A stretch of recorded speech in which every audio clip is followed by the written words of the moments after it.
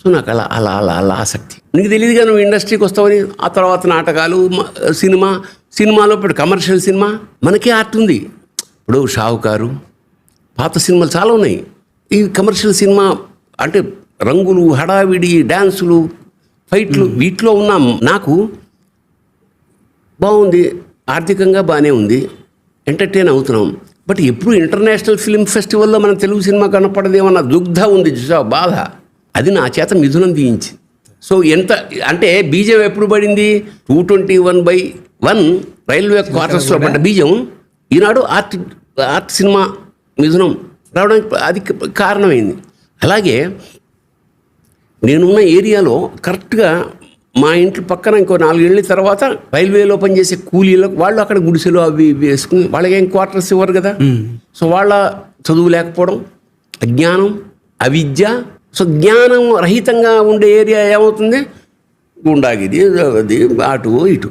So చదువు అబ్బకిన వాడికి ఏమిటి అట్రాక్ట్ చేస్తాయి? ఇవి అట్రాక్ట్ చేస్తాయి. సో నేను ఇటు వీళ్ళతో తిరిగేవాడిని. ఏ రాళ్లపల్లి గారు లాంటి మహానుభావుడు నా జీవితంలో ప్రవేశించకపోయి ఉంటే నేను అటు వెళ్ళిపోయాను టోటల్గా. ఆయన ఒక అకస్మాత్తుగా అంటే తప్పిపోతున్న పడవకు ఒక లైట్ హౌస్ లాగా ఆయన వస్తే ఏం చేస్తావు నువ్వు అంటే, తెలియదు సార్, మీరు నాటకాలు వేస్తే నేను కూడా వేస్తా. మేము ఇంకా అక్కడి నుంచి గురుగారిని పట్టుకొని అంచెలంచెలుగా నాటకాలు ఆయన సినిమాకి వెళ్ళిపోయాడు. సో వారితో పాటు మీరు మేము వెళ్ళే మరి ఆయన ఎన్నో ఏళ్ల తపస్సుతో ఆయన నాటకాలు.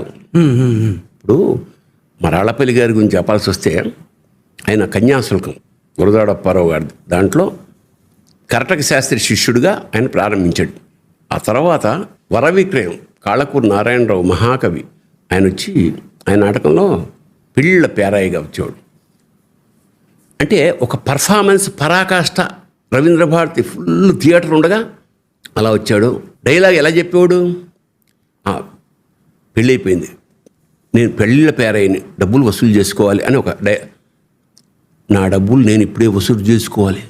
తర్వాత వీళ్ళు ఆడపిల్ల తండ్రి ఇచ్చేదేమిటి? ఉద్ధరి, తొలినాటి హడావిడి, మల్నాడు ఆయాసం, 3 మంగళాష్టకాలు, 4 సికపట్ల గోత్రాలు, 5 అంపకాలు, 6 అప్పగింతలు, 7 వంట బ్రాహ్మణ తగు, 8 రుణదాత నోటీస్, 9 జవాబు, 10 దావా, 11 డిగ్రీ, 12 స్టేట్మెంట్, 13 విచారణ, 14 టమటము, 15 వేలం, 16 చిప్పాకర్ర.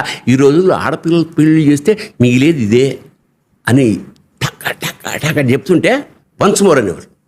అరే ఒక నాటకంలో ఒక రసం ఉంటుంది, అది బ్రేక్ అయిపోతుంది అన్న స్పృహ లేదు. అలాగా ఫస్ట్ టైం మేము చూసింది రాళ్లపల్లి గారి డైలాగులకి వన్స్ మోర్ కొట్టడం ఆడియన్స్. అలాంటి ప్రతిభ ఉంటే తప్ప ఎంట్రీ లేక్కడ.